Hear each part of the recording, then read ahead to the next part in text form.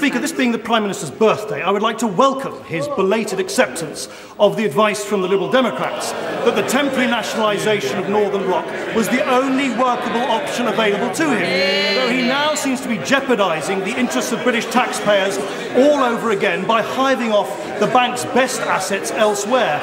Will he now admit that if he'd acted sooner, he could have saved the taxpayer the tens of millions of pounds frittered away on bidders' costs and prevented the untold damage done to this country's reputation as a world financial centre? Mr. Speaker, can I thank him and the Leader of the Opposition for the best wishes for my birthday? Can I also thank him for raising the question of Northern Rock, which the Leader of the Opposition has been rather reticent in putting forward today,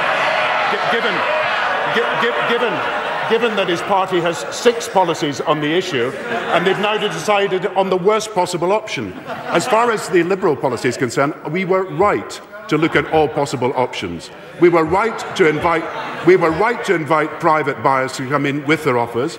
Because we will be subject to legal action, we were right to look in detail at every possible bid, and we were right to make the conclusion, after looking at every possible bid, that the temporary public ownership of Northern Rock was the best way forward.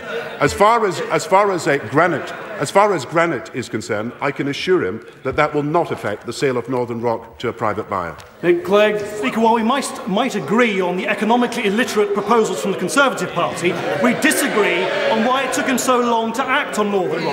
Will he now agree to act in following our lead on another issue more urgently, namely the scandalous profiteering by UK energy companies at a time when 25,000 people are predicted to die this winter alone from the cold? Does he realise that these companies now stand to make a £9 billion windfall profit from the European emissions trading scheme?